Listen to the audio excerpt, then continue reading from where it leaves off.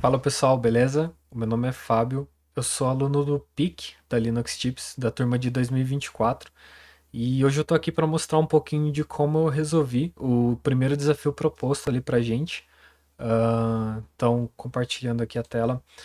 O desafio era sobre a gente criar ali um ambiente totalmente seguro e funcional para rodar nossa aplicação Giropop Senhas dentro de um cluster do Kubernetes. Então, a gente teria que utilizar ali desde a criação de uma imagem totalmente segura e assinada, utilizando o Cosign, até a criação de um cluster totalmente seguro, também utilizando as melhores práticas. E eu vou mostrar para vocês agora o resultado final que eu cheguei, passando bem rapidamente por cada item, tá? Uma das coisas que não estava pedindo ali no desafio, mas foi algo que eu adicionei no meu resultado final, foi a questão da infraestrutura. Ah, eu me baseei nesse outro projeto que eu desenvolvi também no PIC há algum tempo atrás, que era um projeto que eu queria criar ali utilizando só os recursos free tier da AWS, um cluster Kubernetes baseado em máquinas EC2. Então, por exemplo, eu estava criando ali máquinas com 1 GB de CPU e 1 GB de RAM, ali, que são as máquinas grátis da AWS no free tier, e adaptando o meu cluster para que ele rodasse com essa pouca quantidade de recursos. Quem quiser dar uma olhada no código, forcar esse código aqui, subir as suas próprias instâncias ali, fica à vontade. A ideia aqui é realmente ele ter um cluster para estudos mesmo, para entender como que funciona ali a conexão do Kubernetes, porque também não dá para fazer muita coisa ali utilizando esse cluster com essas máquinas mínimas. Mas baseado no que eu criei aqui utilizando o Terraform, etc., eu reaproveitei e trouxe aqui para esse cenário, então a explicação aqui que eu estou dando na documentação, gente, é que para eu não criar uma stack ali utilizando EKS, mais as instâncias, mais um Network Load Balancer só para estudar, eu queria fazer de alguma maneira ali que eu conseguisse pagar o menos possível. Então, ao invés de eu ter todo esse custo aqui, né, das instâncias rodando, do EKS, do Network Load Balancer, que por hora ali me daria mais ou menos 20 centavos de dólares, eu estou criando uma stack manual utilizando ali o Terraform, onde o custo que eu vou ter vai ser só das instâncias que estão executando ali, que mais ou menos 8 centavos de dólares por hora. E a parte aqui do Application Load Balancer é uma parte que seria grátis, né? Eu tenho 750 horas por mês ali para utilizar o ALB grátis ali na AWS durante o free tier. Então, o meu Terraform aqui eu estou provisionando isso, tá, gente? Lógico que em um ambiente de produção você não vai usar um cluster criado assim. Isso aqui é realmente para você estudar utilizando os recursos ali da AWS e economizar o máximo possível. Então, só num comparativo ali, se eu utilizasse as 750 horas mensais ali nesse cluster manual, eu estaria gastando mais ou menos 50 dólares, enquanto num cluster criado ali com EKS, NLB, eu vou gastar 150 dólares ali mais ou menos. Mas logicamente que para a produção, para uma empresa, a gente vai optar pelo EKS, né? Por toda a questão de segurança, comodidade que a gente tem para utilizar uma ferramenta autogerenciada. Uh, e aí, gente, para esse Application Load Balancer funcionar aqui para mim, eu fiz uma brincadeira aqui com o Ingress. Então, eu estou usando o Ingress Nginx ali dentro da minha aplicação e eu estou fazendo um bind de portas. Então, ao invés de criar ele ali do tipo load balancer, né, que seria o normal ali que a gente cria, eu estou criando ele do tipo node port, porque daí eu estou fazendo um bind, né, da porta 30.080 da minha máquina para 80 do Ingress e da minha porta 30.443 da máquina para a porta 443 do Ingress. Na prática, o que isso vai fazer, né? Eu vou ter aqui mais ou menos essa infraestrutura, então eu vou ter aqui eu tenho um domínio, né, próprio que eu comprei ali e eu vou estar criando essas hosted zones aqui, eu vou estar criando essas entradas aqui e essas entradas vão estar apontando todas para dentro do meu load balancer. Aqui no load balancer eu pego todo o tráfego que vier do tipo HTTP, encaminho para HTTPS e aqui no HTTPS eu vou disparar para a porta 30.443 aqui do meu Ingress, já utilizando um certificado válido ali que eu tenho na ponta. Então, o meu Ingress ele vai receber essas requisições aqui vindas por essa porta das instâncias, né, do meu cluster e vai encaminhar aqui para os serviços que eu subi conforme a necessidade. Então, é basicamente esse cenário aqui que eu criei, que é basicamente o cenário que você utilizaria um Ingress ali num cluster bare metal, né? Então, foi isso a parte de infra ali. E para eu rodar essa infra, eu estou fazendo todo o provisionamento utilizando GitHub Actions, tá? Então, aqui eu explico, se alguém quiser subir também, o que você precisa, né? Você precisa passar aqui uma access key, uma secret key na AWS que tenha permissão ali de criar instâncias, load balancer, buckets, etc. E aí, com essas chaves aqui, eu também crio uma chave pública e uma chave privada que vai ser a chave de comunicação das minhas instâncias, né? Então, na hora que o Terraform estiver provisionando, ele vai colocar essa chave privada lá dentro da minha instância, para que eu possa conectar nela e fazer toda a configuração ali de provisioner que eu estou fazendo via Terraform. E aqui, então, eu monto, né, essas chaves para poder passar ali para o meu Terraform. E o que eu estou fazendo basicamente, eu tenho esse actions aqui com duas funções, que é o apply e o destroy. Se eu selecionar o apply, eu vou criar aqui toda a minha infraestrutura. E se eu selecionar o destroy, quer dizer que eu vou tentar achar alguma coisa ali nos meus states para destruir. Então, se minha infra já estiver criada, eu vou destruir ali toda a minha infra criada. E por fim, eu dou um print aqui das minhas variáveis mais importantes, né, os IPs aqui do control plane, etc. Mostrando rapidamente aqui, gente, o meu código, vocês podem ver que não é nada muito complexo, tá? Eu criei um módulo aqui criando aqui, então, passando as chaves, criando security groups, etc. E faço aqui a criação das minhas máquinas, então, né? A primeira instância vai ser a instância control plane, é onde eu estou passando toda a configuração aqui, estou setando um hostname nela como control plane. Todos os comandos aqui de instalação do Kubernetes eu me baseei na documentação do Kubernetes, né? De como subir um cluster. E o que eu faço aqui no meu control plane é rodar um kubeadm init, passo aqui o meu CIDR que eu vou querer e crio aqui o meu ponto .kube config, né? E aí com esse kube config eu estou subindo ele aqui para dentro de um SSM parameter da AWS, porque eu vou consumir ele ali a partir das minhas máquinas workers para poder tá ingressando nesse cluster e também poder estar configurando esse cluster, né? Então, aqui vocês vão ver toda a criação, né, do ALB que eu comentei ali, todo o meu redirecionamento ali utilizando o Target Group para dentro da porta 30443 e também o redirect que eu faço da 80 para 443 e a 443 realmente saindo para o meu Target Group. Além disso, também eu estou criando as entradas do route por aqui, então tudo que eu mostrei ali que no caso são essas entradas aqui. Eu estou criando elas ali no route e já taxando nesse balancer que eu estou criando. E depois de tudo isso, eu começo a criação aqui das minhas instâncias workers, então. Então, as instâncias workers são todas que não são a primeira, porque a primeira sempre vai ser no control plane. Então, vamos supor que eu coloque aqui 5, 6 instâncias. Para essa configuração aqui que eu criei, eu vou estar tendo um control plane só, tá? Então, isso é uma coisa que eu posso melhorar no meu código para um futuro. E aí eu tô realmente fazendo a mesma instalação também ali conforme a documentação do Kubernetes, só que com a diferença de que eu vou dar um join e não um kubeadm init, né? Então eu atacho então esses nodes ao meu control plane ali, crio o meu cluster Kubernetes. E aí especificamente quando for o meu worker 1, que tem o hostname ali pick worker 1, eu vou baixar o meu parâmetro ali que tem o meu kubeadm, que tem o meu kubeconfig, desculpa, e vou começar a utilizar ele aqui. Então, eu vou fazer aqui primeiro o provisionamento do Ingress ali do tipo Node Port, igual eu comentei, né? Se eu olhar aqui no Ingress, é isso que eu estou fazendo aqui dentro do server dele. Eu estou mudando para o tipo Node Port, estou fazendo o bind das portas aqui. Tiro esse webhook que me atrapalha quando eu faço essa configuração aqui diferenciada. Então, eu tenho que tirar esse webhook, senão o meu Ingress ele não sobe. Estou instalando aqui também o Helm já e adicionando todos os pacotes do Helm e criando também aqui já os meus namespaces que eu vou utilizar. Então, basicamente é isso que eu estou fazendo aqui via Terraform. Ah, aí eu subo a minha infra, né, via Terraform Depois que eu subo em infra, eu apago esses dois parâmetros que eu criei lá na AWS para que também não fique disponível, mesmo que de maneira privada, que ninguém tenha acesso aqui, né?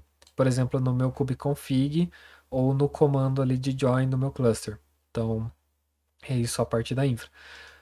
E aí, gente, vamos olhar um pouco então para a parte de criação das imagens. Aqui eu quis deixar bem exemplificado que a gente consegue fazer a criação das imagens de N maneiras diferentes. Então, a gente pode criar via Docker, que é o mais comum, a gente pode utilizar o Podman, e também a gente consegue criar imagens praticamente do zero. Então, mostrando aqui, ah, nesse contexto aqui, deixa eu voltar a tela. Eu subi a mesma aplicação aqui 3 vezes, então eu vou querer passar por elas aqui. Uma vez eu estou fazendo o build de maneira normal, que seria um build convencional. Eu estou puxando uma imagem do Python aqui, porque minha aplicação é uma aplicação Python. E estou fazendo toda a configuração aqui e fazendo o meu entry point aqui, o meu CMD para startar o container, né? É uma maneira válida da gente estar criando uma imagem, mas ela tem diversos problemas, como a gente vai poder ver aqui na sequência. Então, eu fiz o build da imagem, né? Chamei aqui de build normal. Então, a nossa imagem subiu aqui.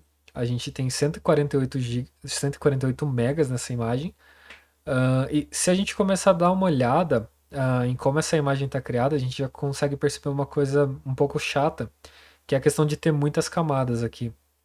Como essa imagem é baseada em um sistema operacional ali do Python, a gente tem toda a construção do sistema ali até o momento que a gente realmente começa a construir nossa imagem, que seria daqui para cima, por exemplo.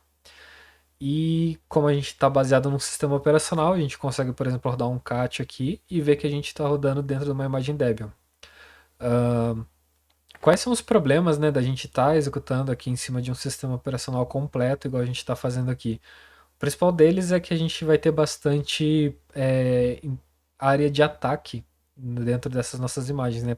Por exemplo, se em qualquer uma dessas camadas aqui eu tenho a criação de uma secret que depois é apagada numa camada para cima, mesmo que no container final essa secret vai estar apagada lá, eu consigo sim entrar na camada onde essa secret existia e capturar lá, recuperar os valores dela. Então, isso é um dos problemas. E outro problema é que quanto mais dependências eu tenho, quanto mais pacotes aqui, e no caso de uma instalação de um sistema operacional eu tenho muitos pacotes, quanto mais pacotes, mais vulnerabilidades eu tô propenso a ter, né? Então, fazendo um scan aqui dessa minha imagem do build normal, eu posso ver aqui que eu tenho 105 vulnerabilidades, sendo que uma delas só é fixable, né? Então eu só consigo nesse momento corrigir uma. Eu acredito que já deva ter uma minor version ali do Python no Docker Hub que corrija essa aqui que é corrigível, né?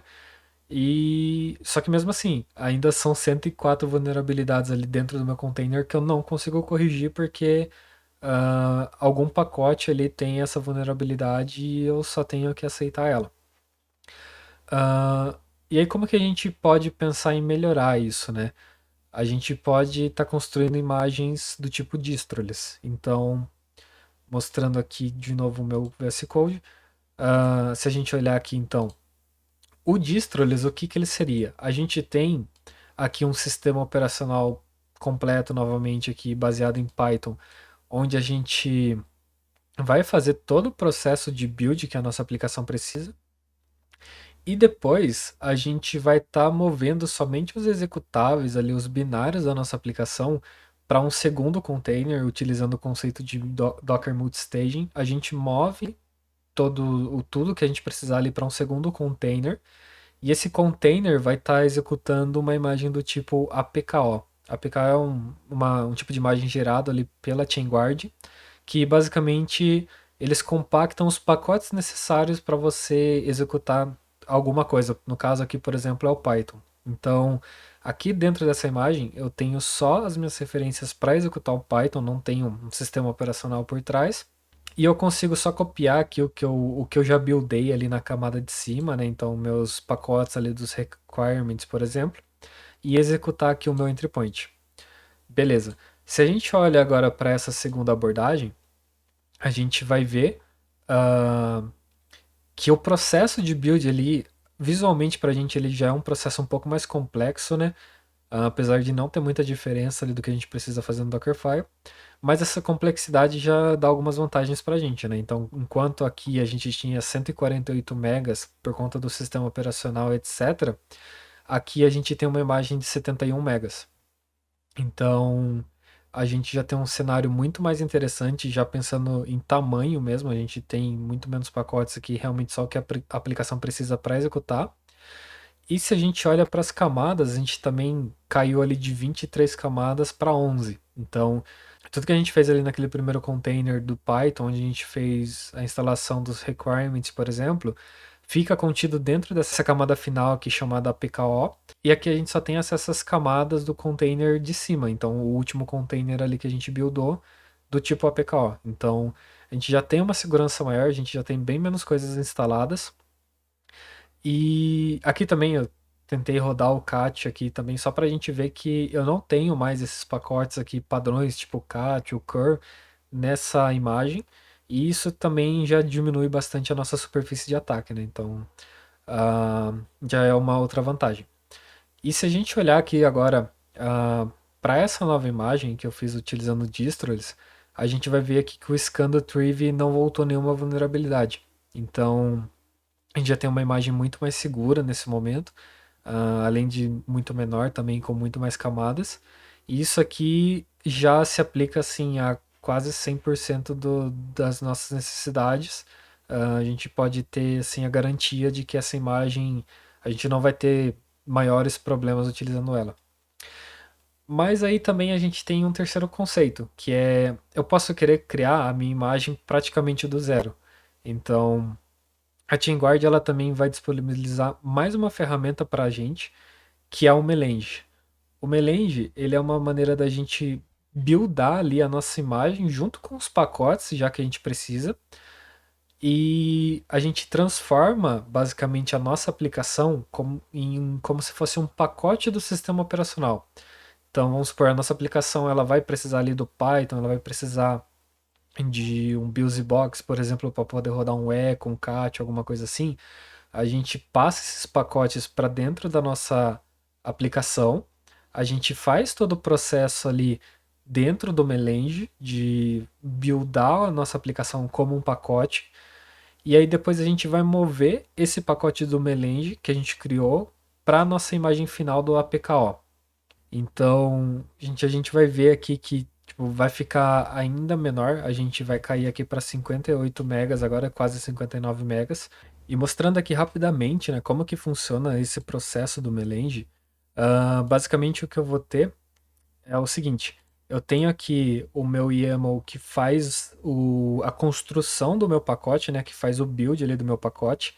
Então, aqui, por exemplo, eu estou startando um Alpine Linux, que é onde eu vou estar construindo aqui esse meu pacote. Aqui eu coloco o que eu vou precisar para construir o meu pacote da aplicação. Então, eu vou precisar do Python, vou precisar do BusyBox aqui, por exemplo, vou precisar do Virtual Env, vou precisar do pip para fazer a instalação ali dos meus requirements. E tem os meus pacotes aqui. Aí com esses pacotes eu vou fazer o build desse pipeline aqui. Então eu vou estar construindo aqui todo o meu pipeline e vou sair aqui com a minha imagem final já num Virtual Env, que vai estar disponível aqui no meu caminho que eu estou criando, que vai ser o SR Bin Giropop Senhas. Então eu vou criar esse pacote e aí com o APKO eu vou consumir esse pacote dentro de uma imagem. Então aqui eu estou criando o APKO. Eu tô pegando literalmente somente o que eu preciso. É um base layout aqui do Alpine. O meu pacote do Giropop Senhas, que agora ele é sim um pacote. E o Cur. O Cur eu já vou falar porque que eu preciso dele aqui especificamente nessa situação, tá? Mas aí então eu consigo brincar, por exemplo, de passar para a aplicação, de passar para essa imagem aqui não executar como root, né? Eu consigo definir já um ID aqui para o meu usuário que vai executar e passo aqui o entry point, que vai ser o meu virtual env ali para a aplicação já começar a executar assim que eu der o run no container. Beleza, então se a gente voltar aqui agora, a gente vai ver então, né, igual eu tinha comentado, que agora a gente tem 59 megas aqui, que a gente conseguiu diminuir mais 10 megas, mas o mais interessante de tudo vai ser isso aqui. A gente agora tem uma camada só, então a gente diminuiu o máximo possível que a gente podia a nossa superfície de ataque. Então, quem tiver acesso a um possível vazamento aqui da nossa imagem, só vai conseguir ver o que realmente está criado ali em cima do APKO, em cima ali do nosso container final, entre aspas. E para mostrar que eu não tenho como executar nada ali também, eu estou tentando rodar um etc US release para pegar ali uma possível release. E eu tô caindo diretamente aqui para dentro do meu. E eu tô caindo aqui diretamente para dentro do meu Python, que é o meu entry point ali dentro da minha imagem, né? E aí, só para não restarem dúvidas também, a gente dá uma olhada aqui nas vulnerabilidades utilizando o Triv. A gente não tem nenhuma vulnerabilidade, então é um cenário assim o mais ideal possível. Para o restante da entrega aqui, eu vou estar utilizando essa imagem que eu fiz via Melange, tá? Então, vamos seguir aqui. Tem toda a parte aqui do Helm também. Eu estou falando os repositórios que eu estou instalando aqui dentro do meu cluster. Mas o mais importante aqui é a criação de um chart Helm aqui de maneira manual. Então, a gente consegue definir os nossos próprios charts ali, a gente consegue criar do zero para atender as nossas necessidades, né? Então, no caso aqui, eu gerei dois charts. Eu vou ter o meu Helm pro Ingress, porque como eu disse ali, eu tô criando vários Ingress, né, já de cara, então eu tenho aqui toda a configuração que eu preciso para criar um Ingress e tô passando os valores aqui para eles. Então, eu tô criando o Ingress do Giropop Senhas, estou criando do Grafana, do Harbor, tô criando do Locust, tô criando do Prometheus também. E o mais importante que quero o foco da entrega é o Helm do Giropop Senhas, né? Então, eu estou criando aqui um Helm do tipo Deployment, Service e Service Account, porque é uma coisa que eu vi que é bastante importante ali durante o curso do PISC, é que a gente tenha sempre Service Accounts diferentes para diferentes deployments, né, diferentes pods, para que a gente não tenha recursos se comunicando ali contra os recursos sem que haja necessidade. Uh, então, eu vou ter aqui, né, um código bem simples de criação de um service account, um código bem simples de criação de um service, de maneira ali a percorrer a lista, né, dos meus velos, e a parte do deployment em si. A parte do deployment também é bem padrão, o que a gente precisa ali para a criação de um deployment, um name, um namespace, toda a parte aqui da especificação do template do container. Mas parando aqui rapidamente, isso eu acho uma coisa interessante de se falar, é de quando eu tenho Helm eu consigo utilizar ali uma mesma estrutura para diferentes ambientes. Então, eu quis dar um exemplo aqui, por exemplo, com a variável env. Eu posso passar o valor de env ali durante a instalação do meu Helm, e aí eu vou ter ali uma label diferente dependendo do ambiente que eu passei aqui durante a instalação. Se eu não passar nada, ele vai ser setado como dev. Mas no próprio install do Helm eu já consigo resolver isso aqui. E aqui eu dei um exemplo criando uma env, mas isso aqui poderia ser usado assim de maneira mais legal, por exemplo, para definir os limites de recursos dependendo. Por exemplo, se for prod, eu limito a quantidade X, se for dev é só metade disso. Então eu consigo fazer todo esse trabalho aqui já no meu Helm aqui. Olhando um pouco mais, tem toda a parte de criação aqui dos metadatas, do template, aqui a definição de um service account name aqui por deployment, né? E aqui tem também a parte de Imageable Secrets, porque se eu for, como eu vou utilizar o meu registry privado, eu preciso estar passando uma chave ali para eu poder baixar essas imagens.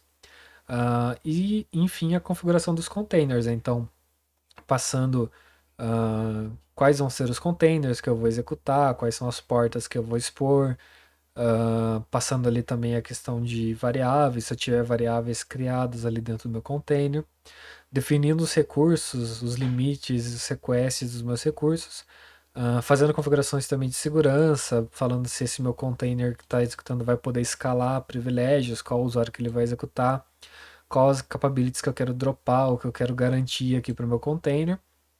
E também a parte de probes também, né? Fazer uma liveness probes, uma readiness probes. E se eu quiser também sobrescrever o entry point ali do meu container, eu posso passar algum command ali dentro do meu deployment. Então, olhando um pouco para os valores aqui, gente, eu criei aqui toda a configuração do Giropop senhas ali apontando já para o meu registry privado. Tô definindo aqui que ele não vai escalar privilégio, né? Inclusive eu não vou passar nenhuma capability para ele poder utilizar. Tô definindo aqui qual que vai ser o meu liveness probe, né? Onde que ele vai executar.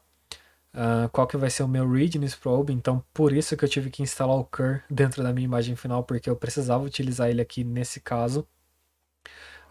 Qual que vai ser as métricas dele aqui, né? Quanto tempo ele espera até começar, de quanto em quanto tempo ele vai fazer a verificação, etc.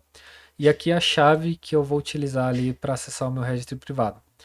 A mesma coisa vai estar acontecendo aqui para o Redis também, tá passando todas as configurações necessárias. Aqui no caso do Redis eu tenho que passar algumas capabilities para ele, porque senão ele não executa. E o meu readiness probe aqui é um comando no Redis CLI. E no caso do Redis em específico, eu também pedi para ele sobrescrever o meu entry point, porque como eu estou criando um cenário aqui de POC, eu não quero ter os arquivos dump ali do Redis, eu não preciso dos meus dados salvos. Então eu estou falando para ele não salvar nenhum dado ali, ele não precisar de um volume criado ali para poder salvar os backups ali das minhas senhas, por exemplo. Então é isso, a definição aqui dos services também e dos services accounts. E basicamente ficou assim o Helm. E aqui eu estou explicando um pouco da estrutura, né, de como que é um Helm. Então eu tenho a parte do chart, eu tenho os templates, tenho os valores. E aqui para quem quiser consumir, testar aqui esses Helms que eu criei, eles estão disponíveis, eles estão nesse mesmo repositório aqui da aplicação mesmo. É só chamar esses comandos aqui no seu Helm e fazer a instalação deles aqui no seu ambiente. Então, aqui, por exemplo, como eu estava dando um exemplo, eu posso setar o environment a tempo de execução ali do meu deployment, do meu Helm, na verdade. E aí a label vai respeitar o que eu vou estar passando aqui no meu set. Então, a parte do Helm é isso. Vamos olhar um pouco para a parte de segurança. Então, estou utilizando o Kyverno aqui, né, para fazer toda a parte de policy as code do nosso cluster, que foi a ferramenta que a gente viu durante o curso. E aqui com o Kyverno eu consigo criar tanto cluster policy quanto policies ali para um namespace específico, né? E para o meu cenário aqui, o que eu criei foram essas policies aqui. Uma policy para desabilitar a utilização de root no cluster, uma para não poder subir nenhum pod no namespace default ali do nosso cluster, uma policy que permite que eu utilize somente o meu harbor privado, meu registry privado, né, como o meu endpoint ali de fazer pull das imagens, uma para verificar as assinaturas ali dessas imagens, além de uma regra aqui para sempre pedir probes dos meus deployments, dos meus pods, e uma para verificar se eu estou tentando passar senhas ali como environment variables, né? Então, aqui só abrindo rapidamente a questão aqui do registry, eu só vou permitir, tirando esses namespaces aqui, né, que são que eu estou criando via Helm, eu só vou permitir que só subam imagens do Harbor, aqui do meu registry privado Harbor. E além disso, eu também tenho aqui que eu preciso que essas imagens sejam assinadas.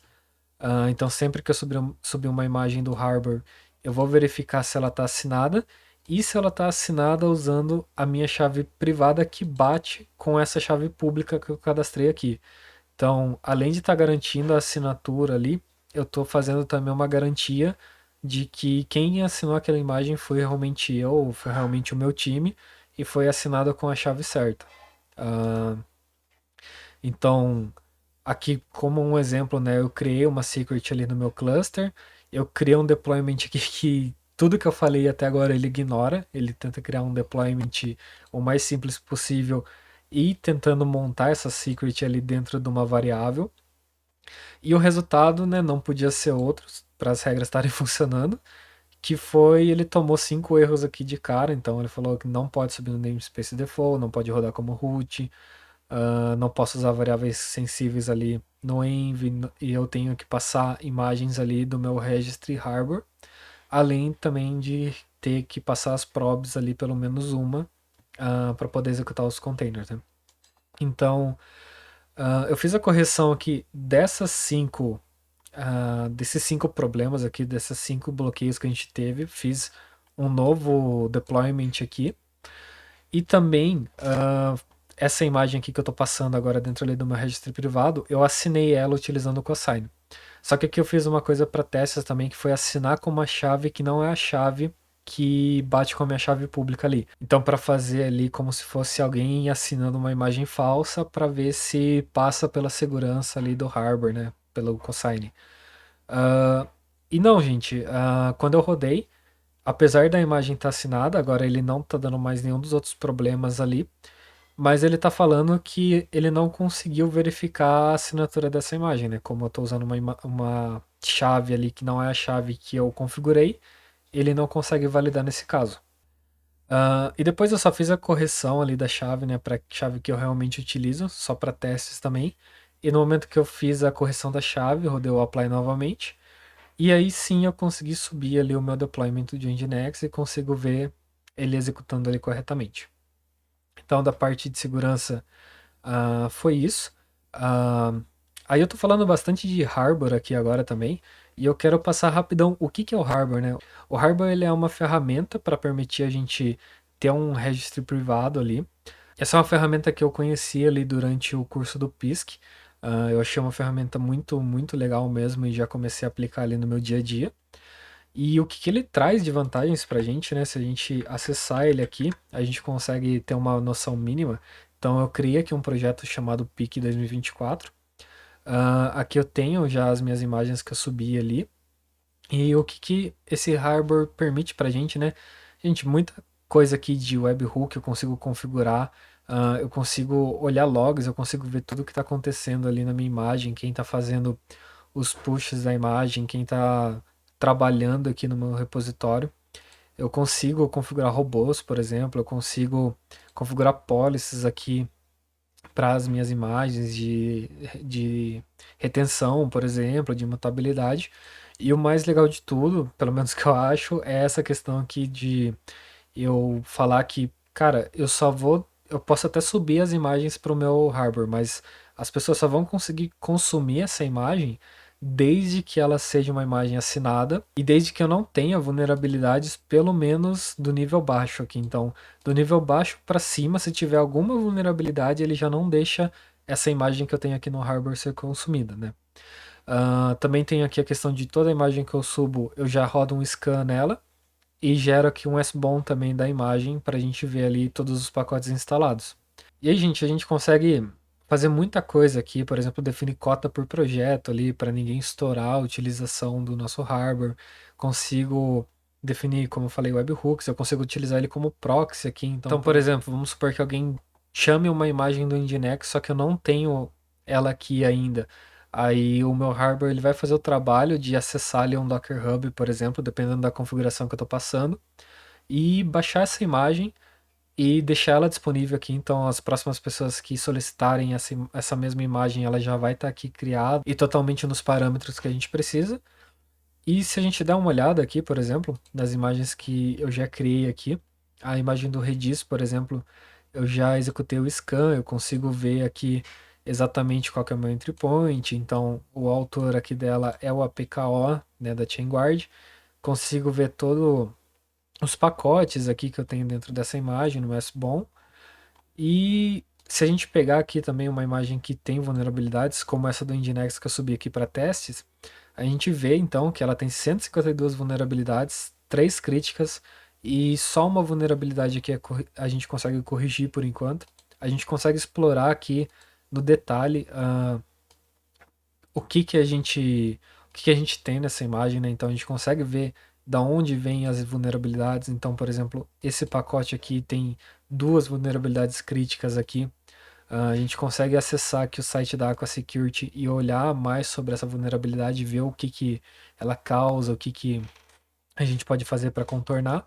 E eu tenho aqui também todas as informações referentes ao SBOM da imagem aqui, né? Então consigo ver todos os pacotes que são instalados aqui dentro dessa minha imagem base.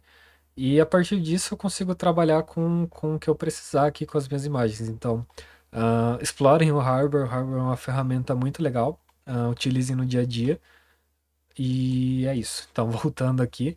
Aqui eu estou explicando basicamente o que eu acabei de falar, né? E aí aqui vem a parte do build da imagem, né? Então, gente, o que que eu criei aqui? Eu estou fazendo aqui um parâmetro para definir qual que vai ser o meu environment, se vai ser PRD, Staging ou Dev, dependendo da branch que eu estou rodando essa aplicação. Então, eu estou levando em conta, por exemplo, que o dev veio aqui na aplicação, aqui seria o repositório raiz da aplicação. Ele fez alterações que ele queria aqui e ele rodou o pipeline. Então, dependendo da branch que ele rodou, ele vai setar aqui um environment diferente. Aqui, de novo, eu vou precisar de algumas chaves, então eu estou criando uma chave para o cosign aqui, que é a chave que ele vai assinar e que tem que fazer match com aquela chave da minha regra. E estou gerando também duas chaves para o Melange. Então essas são as chaves que ele vai utilizar ali para garantir o build do pacote e depois o consumo no APKO, para garantir que eu estou falando ali com a mesma imagem, com as mesmas configurações, de maneira que nada entrou nesse meio tempo ali, nada que não seja reconhecido e que possa estar tentando instalar um pacote malicioso ali no meu processo de build, por exemplo. Então, eu faço a construção dessas chaves aqui na minha esteira, no meu pipeline, e vou para o processo de fazer o build dessa minha imagem aqui com o Melange. Então, eu estou copiando aqui, né, os arquivos para dentro aqui do meu repositório onde está a aplicação. Aí eu vou executar um Docker Run em cima da imagem do Melange da ChainGuard. Eu poderia instalar aqui o Melange, o IPKO no meu runner do GitHub, mas daria um trabalhinho e eu posso utilizar aqui via Docker também, que não tenho problemas. Então, eu gero aqui, igual eu mostrei, né, o meu build, e aí com o meu build gerado, eu faço a instalação desse pacote numa imagem final ali do tipo APKO, e levo essa imagem para dentro do Docker. Então, eu vou ter a imagem ali no Docker, vou fazer o login no meu Harbor, para eu conseguir jogar essa imagem lá para dentro, vou instalar o cosign aqui nesse meu runner, e vou começar a taguear as imagens, né? Então, eu vou fazer uma tag ali uh, com o SHA do meu commit. Vou fazer uma tag de ambiente ali também, se é dev, staging ou prod, e vou fazer push dessas tags. E aí, especificamente, se meu ambiente de execução aqui for um ambiente prod, eu vou também definir uma tag de latest. Então, somente em execuções de ambiente produtivo, a imagem final vai ser considerada uma imagem de produção. Então, é o que eu estou fazendo aqui nesse if. Então, considerando só o ambiente produtivo, jogando para produção. E aí eu vou ter a minha imagem disponível aqui no meu Harbor, no meu registro privado. Ela está aqui já sendo vulnerabilidades. E é isso aí. Então, gente, a parte do Harbor é isso, só para mostrar para vocês mesmo como está funcionando aqui. Então, são as imagens que eu subi. Eu já consigo garantir o tree view cosign dentro do Harbor, então isso facilita demais a questão ali de não precisar ficar instalando e ter uma máquina ali no meio para estar verificando as imagens, se está assinada e tal. Eu consigo fazer tudo isso já utilizando o Harbor. E aí, enfim, com a aplicação, com as imagens aqui dentro do Harbor já, eu posso fazer um install do meu Helm ali da aplicação do Giropop Senhas. Então, vou fazer um install, vou acessar o ambiente e eu vou conseguir ver já, igual eu tinha comentado no começo, que aqui o meu ambiente está criado de maneira totalmente segura, com certificado válido, por conta do Application Load Balancer ali já está com certificado na porta 443. E a partir de agora eu já consigo trabalhar com a minha aplicação aqui bem da maneira como eu quiser. Então posso gerar senhas aqui, posso verificar que o meu cluster já está totalmente de pé aqui, executando da maneira como eu queria. Então, com tudo isso, agora a gente olha um pouco para a parte de monitoramento. Para fazer o monitoramento, então, eu vou estar utilizando o Prometheus e eu fiz algumas alterações ali a nível de aplicação para adicionar alguns paths ali que eu quero monitorar. Então, dentro das configurações da aplicação, eu vou estar contando, além do que já tinha ali pré-configurado, eu quero contar também quantas senhas são geradas sem número, quantas senhas são geradas com caracteres especiais, quantas senhas são geradas sem caracteres especiais, só para a gente ter a mesma uma métrica ali visível dentro da nossa aplicação. Vou contar também erros de conexão com Redis, o tempo que está demorando para gerar uma API, quantos erros a API tem ali durante a execução, e também o tamanho da fila que está sendo gerada ali no nosso Redis, né, por container. Então, se eu olhar aqui no meu Prometheus, eu já consigo ver aqui o meu Service Monitor rodando. Esse Service Monitor, vou compartilhar rapidamente aqui, é esse cara aqui. Então, eu criei aqui, estou monitorando o path barra metrics ali da aplicação a cada 30 segundos e buscando ali o meu deployment de Giropop senhas. Então, com essa configuração aqui dentro do meu Prometheus, eu já estou com tudo configurado. E aí, eu criei também um dashboard no Grafana para a gente conseguir visualizar essas métricas aqui do Prometheus de uma maneira mais elegante. Então, eu vou ter aqui meu dash Giropop senhas. E aqui eu vou conseguir ver, entre algumas outras informações, por exemplo, quanto que cada node aqui está consumindo de memória, quantos pods eu tenho em cada um dos namespaces dentro do meu cluster. E aí aquelas métricas ali que eu defini, né? Quantas senhas tem caracteres especiais, quantas não tem, quantas tem números, quantas não tem. Se eu tive erros de conexão com Redis aqui, e a quantidade de senhas que eu gerei no total. Uh, Além disso, também consigo ver aqui, né, o uso de memória por pod. Então, consigo ver, por exemplo, aqui o API Server do Kubesystem é quem mais consome minha memória aqui. Consigo filtrar, por exemplo, eu quero ver quanto que o Kyvern aqui está consumindo de memória. E ele tem aqui uma utilização bem baixa até, que o pico deve ser no momento em que eu instalei alguma coisa dentro do cluster, ele precisou verificar se estava tudo ok. Consigo ver aqui, por exemplo, o meu Triv também, quanto que ele está consumindo de memória. E aqui de novo, ele deve ter dado pico aqui no momento em que eu rodei o scanner ali dentro do Harbor. Então, gente, aqui eu tenho bastante visão das coisas que estão rodando dentro do meu cluster. E aqui também eu estou monitorando o tempo de resposta da API ali dos meus dois pods, né, no caso aqui. Então, um pode estar um pouquinho mais demorado que o outro, mas ainda assim é menos de 1 milissegundo aqui para estar gerando uma senha. Então, tá bem tranquilo esse caso. E aqui no Grafana também eu configurei a parte de notificação. Então, eu criei um bot ali no Telegram que eu configurei ele aqui. E estou configurando esse bot para mandar mensagens para mim para qualquer problema que eu venha ter dentro do meu cluster ali. Então, se eu olhar aqui, eu criei um alert rule falando que toda vez que meu deployment ali do Giropop senhas escalar para mais que 6 ou 6, né, eu quero ser notificado. Então, ele vai me disparar um alerta ali. Esse alerta ele demora questão de 5 minutos ali para ser disparado. Então, eu já deixei ele já rodei ele previamente aqui, né, para mostrar para vocês. Então, eu fiz um scale manual ali do meu cluster para 10 réplicas, e o meu bot já começa a mandar mensagens aqui para mim. Então, ele tá me falando ali que estava firing, né? Então, tem o meu cluster ali me notificando bastante vezes ali a cada 5 minutos. E no momento em que eu abaixei as réplicas ali para 2 novamente, ele parou de me notificar. Então, o problema foi resolvido. Então, essa aqui foi a configuração que eu fiz aqui a nível de monitoramento, tá? Então, quem quiser olhar um pouco melhor também fica à vontade para explorar. E aí vamos para a parte mais legal, né? Que agora é a parte de fazer o stress test ali no nosso container, né? Então, eu instalei aqui o Metric Servers dentro do meu cluster para poder ter as métricas ali e trabalhar com HPA dentro do container. Também precisei fazer essa instalação do tipo manual aqui localmente, na verdade, né? Porque eu tive que adicionar um parâmetro novo ali, devido à maneira como eu subi esse cluster.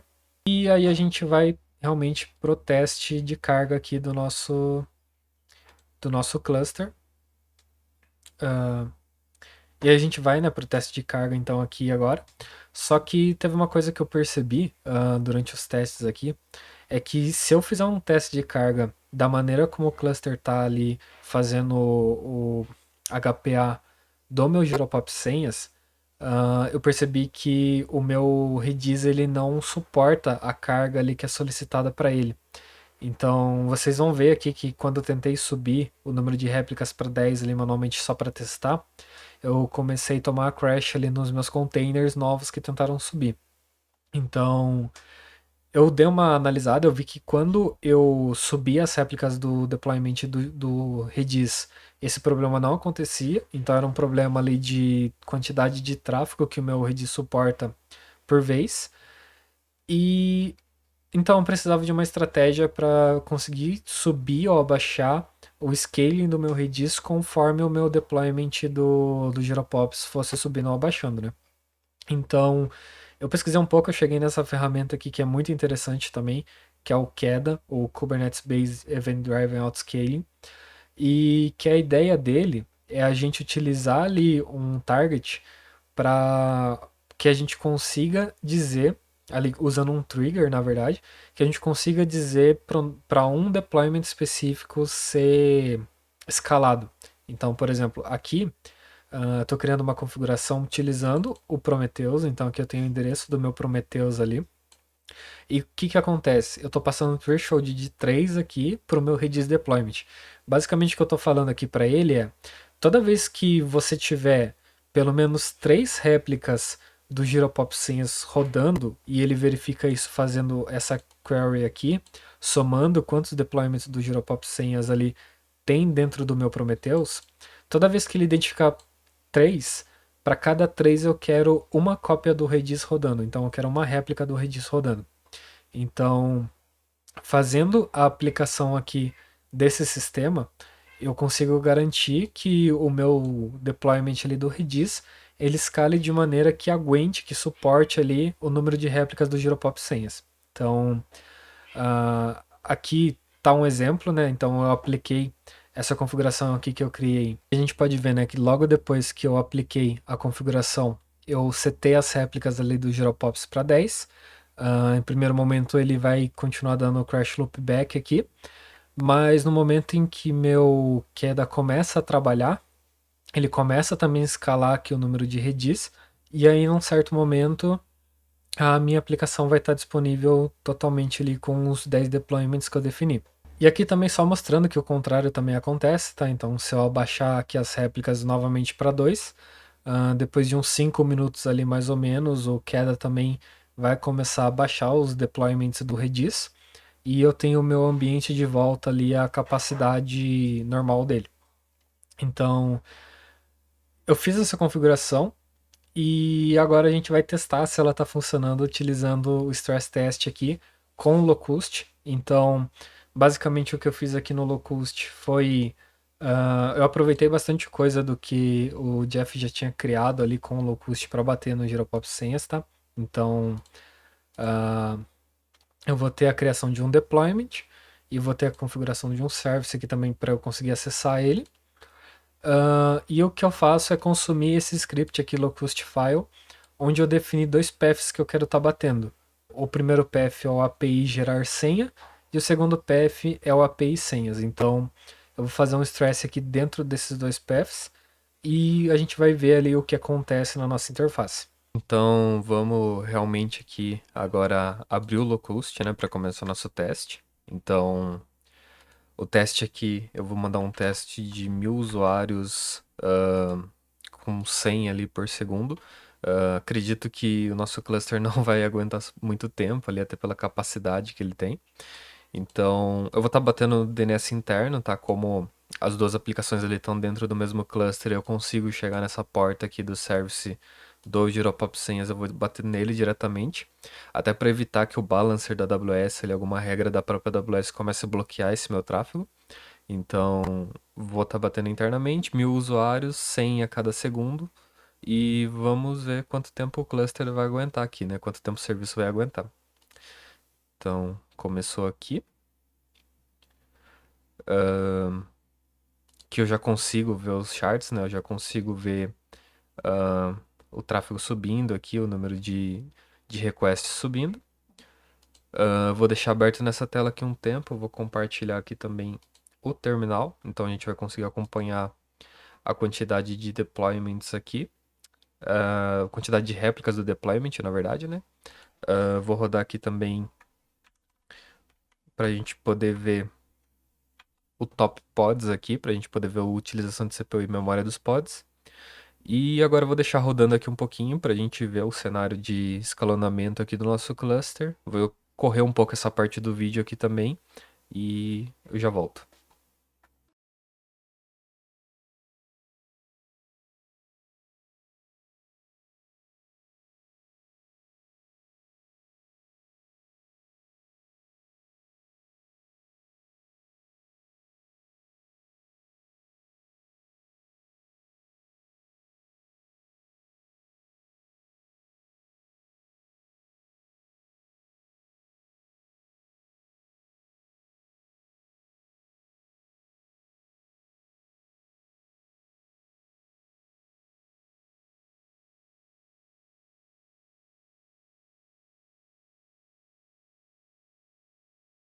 Então, aqui eu vou pausar nosso teste, porque a gente já começou a tomar bastante falha aqui, principalmente da geração de senhas, né? Se a gente der uma olhada aqui nos nossos charts, a gente vê que depois de um tempo mais ou menos começou a falhar aqui a geração de senhas. Isso dá em conta que principalmente desse internal server erro aqui, então a gente precisaria dar uma olhada do lado da aplicação, né, o porquê que está acontecendo isso, porque que dependendo de uma quantidade ali de requests, ele começa a falhar. Mas se a gente olhar aqui, por exemplo, no get da API senhas, a gente tomou 12 falhas aqui em 41 mil requests que a gente fez. Então, a aplicação suportou bem. Aqui a gente conseguiu ver, né, até no deployment aqui, que ele escalou para 9 e no momento que ele fez o escalonamento aqui, o Keda também trabalhou e escalou aqui o número de redis pra gente não ficar tendo aqui crash nos pods novos ali do deployment de Giropops. E se a gente olhar aqui agora para o nosso Grafana, para ver como que ficou essa bagunça aqui no dashboard, a gente vai ver que foram geradas, a gente está até desatualizado aqui ainda. Não, acho que tá certo já. Foram geradas quase 9 mil senhas aqui nesse tempo que a gente ficou executando. Foram criados vários pods, né? Então a gente tá com 11 pods ali no namespace Giropops. Aqui contabilizou, né, quantas senhas com caracteres especiais, quantas senhas incluindo números eu gerei. Aqui ficou zerado a quantidade de 100 caracteres especiais porque eu não criei uma condição para isso ali no meu config map do Localhost. Então a gente ficou com um cenário ah, assim, de requisições que a gente recebeu. A gente olhar aqui, a utilização de memória basicamente continuou a mesma ali. Quem utilizou mais memória esse tempo todo foi o API Server. Aí se a gente olha também no segundo lugar aqui é o Prometheus, né? Se a gente der uma analisada aqui. E o Giropop Senhas que manteve uma utilização boa até de memória aqui durante o tempo que a gente ficou executando, né? E aí agora se a gente olha, deixa eu tirar o filtro aqui. Se a gente olha a questão aqui do tempo de resposta, a gente vê então, né? Eu vou até aumentar um pouco o range de tempo aqui. A gente vê então, né, que começou aqui com mais ou menos dois pods aqui respondendo em muito menos de 1 milissegundo. E no momento final aqui, no final do teste, a gente já tinha o pod aqui respondendo quase que em 1 segundo. Então aumentou bastante o nosso tempo de resposta também.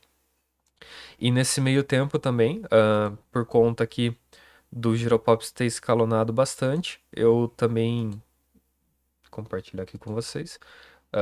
O nosso Telegram também começou a apitar, então ele estava falando aqui que tava, o meu deployment ele estava com um número muito alto, né? A configuração que eu fiz ali de alertas. E então tudo que a gente queria aqui, tudo que a gente queria enxergar, funcionou, funcionou do jeito que a gente queria.